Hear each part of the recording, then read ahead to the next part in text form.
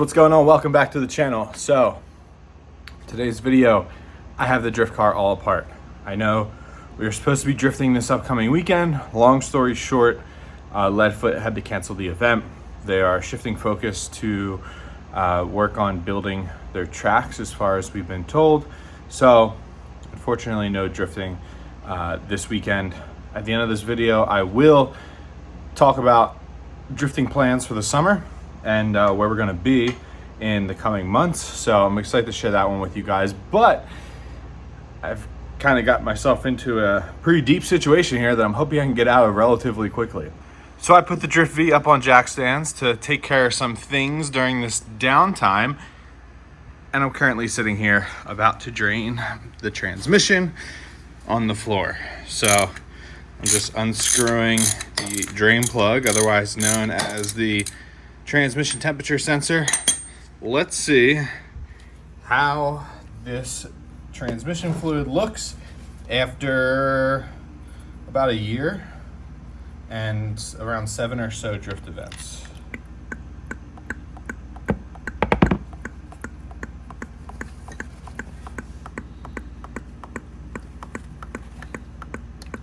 Not too bad. Has a little bit of a dark color to it, but it is still rather red. So that's not terrible. This transmission is old, and with an old transmission comes old transmission problems. So as I let this finish draining out, basically what I'm going to be doing is, well, for one, I was having some clutch issues.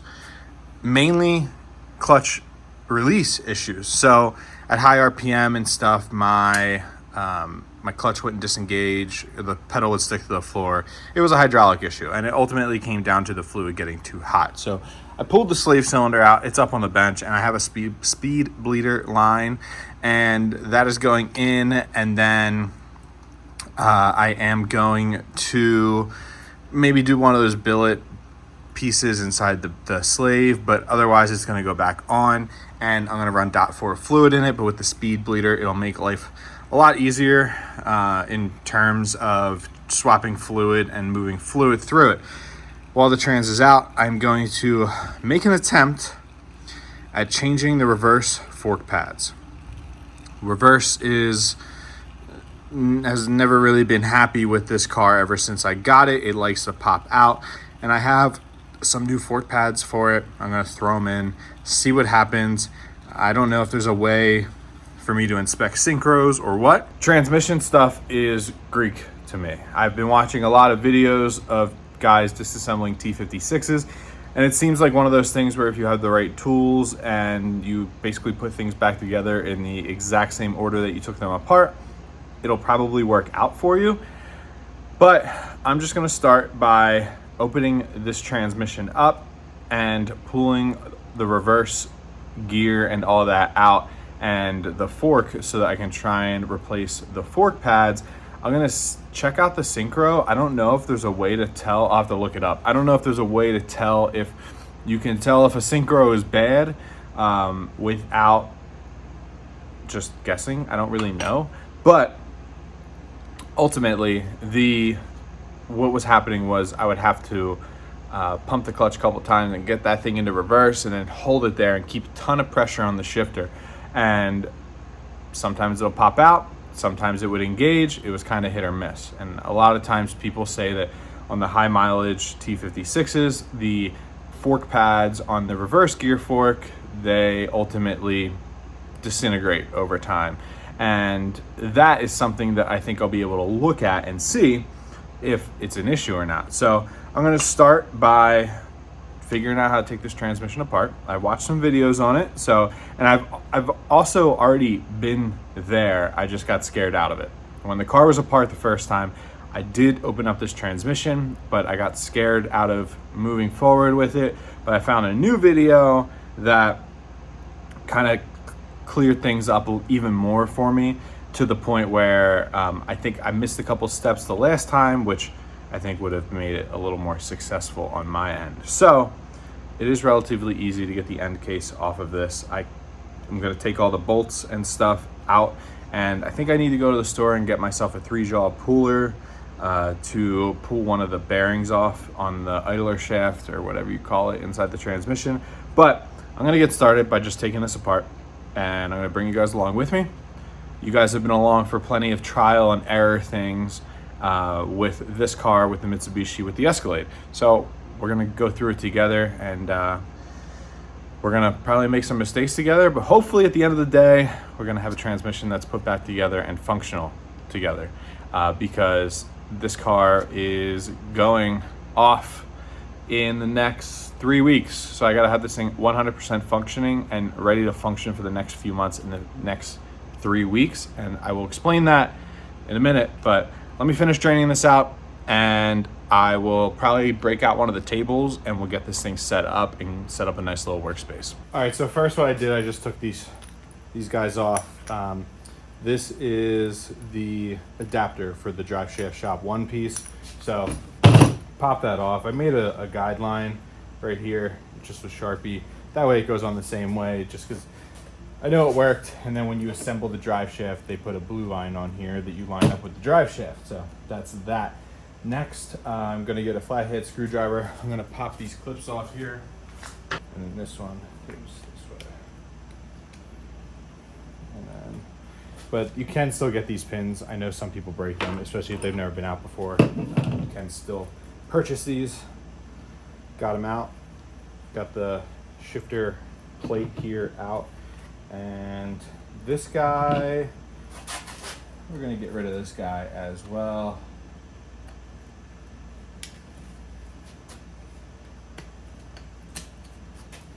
Like so. Pop that little clip off, and then he will slide out with it. These shouldn't be crazy tight. No. See, I ain't go nuts on these. They don't have to be. So for the output shaft, 30 mil socket. Just gonna zip that off with the gun.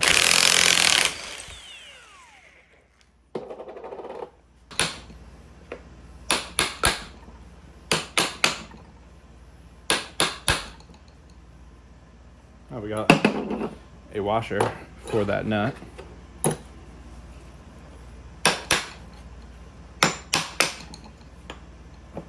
Like so.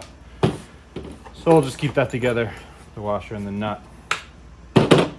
Remember, grease your splines. Make life easier for you someday when you gotta take it right back apart. So at this point, I'm ready to break this case free from everything else. I don't recall having to remove this. So, you know, I think I will anyways. These are, I believe, a 13. Got silicone. Pull this guy out.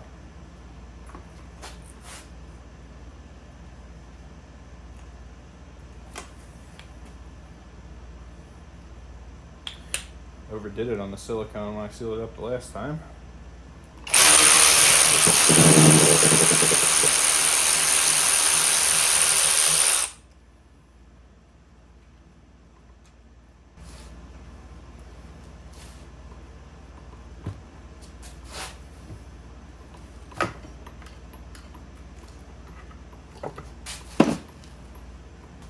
Okay, slide this right off.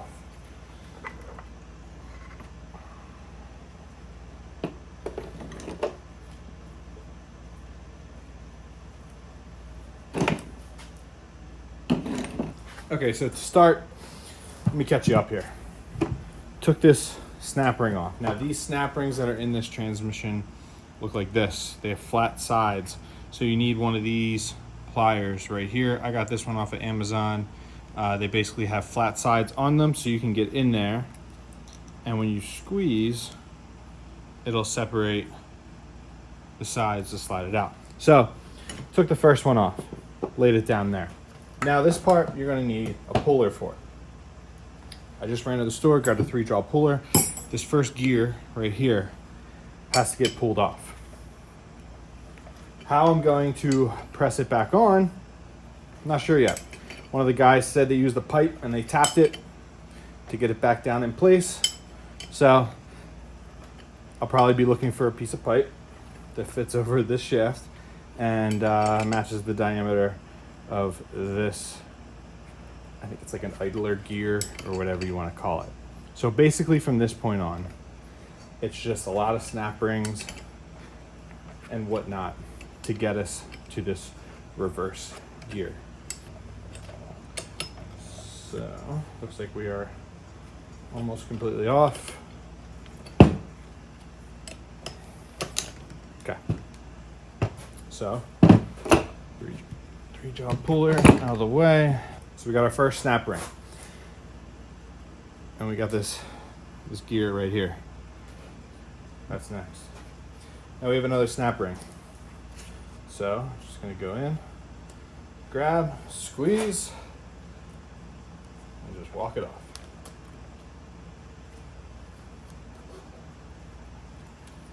Put it right there. Now we got another snap ring. Right here. Grab, squeeze, walk it off. It helps if you guide it from the other side too, just to keep it flat. Another snap ring. After that, we have this little yellow gear, or bearing, sorry. Oh, first off, we got this guy, just some kind of spacer sleeve. And we got this yellow bearing. Drop that there. This washer was not in the transmission. All right, so after that, take a look around. Looks like I have another one of these little spacer guys. Boom, put it right there.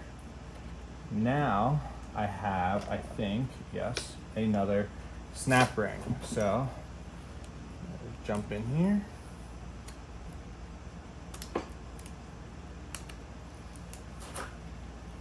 Squeeze and walk her off.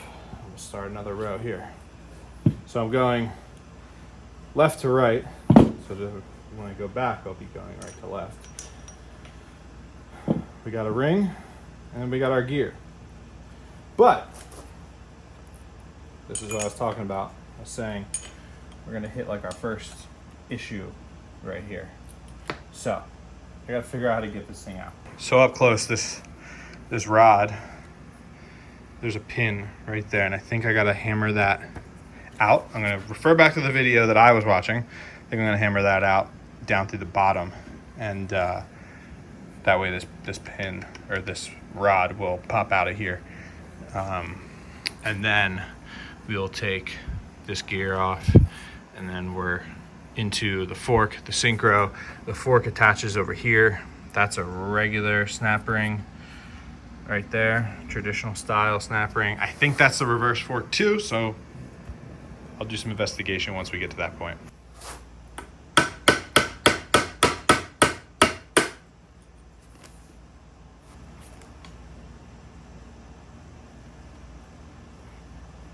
Okay, well, that's out.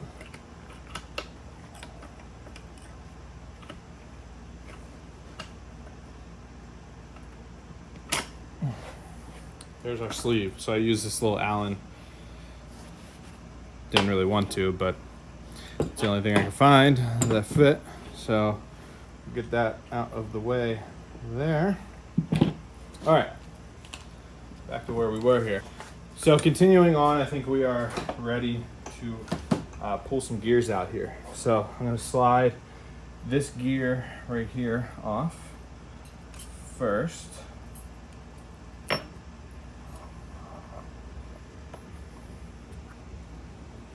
Believe this is the reverse gear, I think. Drop that guy right there.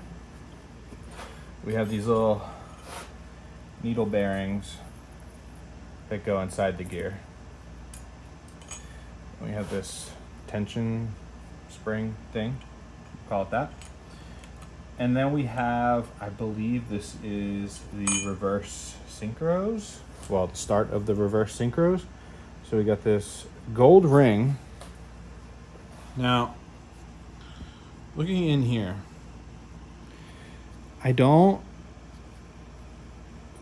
think I see anything like chewed up. which I guess is a good sign. I think it all looks okay. So put that aside.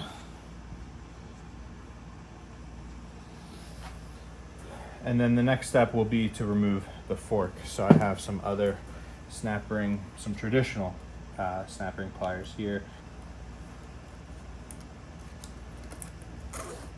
Okay, so this I will keep with the fork. This is going to go with the Synchro, which will now slide off with the fork. I think, maybe. There we go. Come on, come on.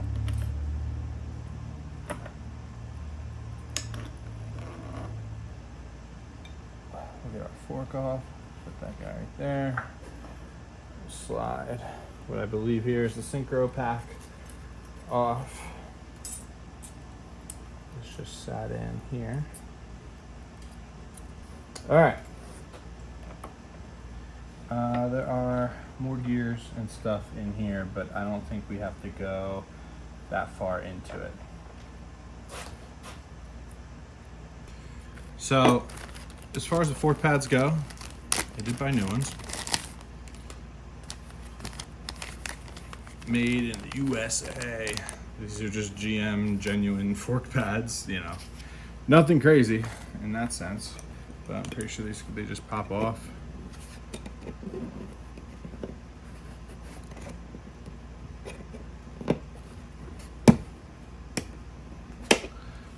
Like so. And the new ones clip right in. All right, so I did confirm that I am working with reverse here. So I am going to pop this other fork pad off. And we will get the new fork pads in. Or on, for that matter. Yeah, on. This is the part number right here for the fork pads. It's the same for fifth and reverse on those forks, which I imagine that's the fifth gear fork that I can see that's next in line maybe, or I don't know, or sixth. We'll never know. So I'm gonna take these fork pads and I'm just gonna pop them on here. The freshies. I guess just line them up with the little gap.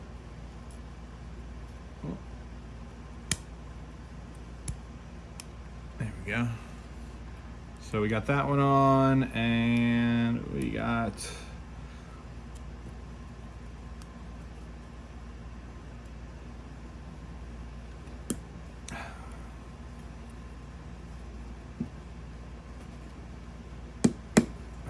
this one on. So, I mean, they look pretty identical. I don't think there's any thickness difference between one and the other. So I don't think that was the issue. Fork pads. These feel pretty brittle, but that doesn't change the fact that, you know, they were still pushing the gear the same way. So let's put the fork aside. Let's look at our Synchro and our gear. So these teeth right here are the teeth that engage the gear set. Again, I would randomly hear these teeth right here. They engage. They engage right here. I think. Let's see. Let's see if I'm right, or let's see if I'm lying to you guys. Oh wait, that went this way. Yeah, so they press like that. Yeah, all right, so the gear teeth are here. They grab on, and they are a little on the sharp side.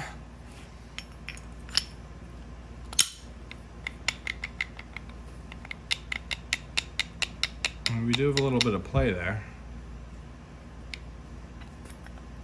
How much play is too much, you know? And I mean, the teeth are a little chewed up on the gear as well, if you guys can can see that they just kind of have like some sharp edges on them, and they are a little rounded off in one direction. So I'm gonna again look at some pictures. They're kind of rounded off in this direction. So that could be part of the issue, is like, you know, it goes to engage and it pops and spins, and that's what I hear. And these guys have like a sharp edge in that same direction. So I'm wondering if, yeah, and look, like I'm gonna look up some pictures on Rock Auto of new synchros, but if you guys take a look in here, you can see those things are like flattened out at the top of the reverse synchro. And like mushroomed also. There's like a lip right there. So I'm thinking I need a new reverse synchro. It wasn't just the pads. You know, a little more expensive, but you know, since we're here, I'm thinking new reverse synchro, maybe new reverse gear, since these are worn out as well. I'll see if I can get one of those on Rock Auto as well. All right, so I think I'm gonna wrap this up here. It was more of a disassembly video instead of a full fix, but I don't want to just drag this on. I want to put something up, and I'm going to see tonight what kind of parts I can get my hands on within a reasonable time frame to get this thing back together, back in the car, et cetera, et cetera.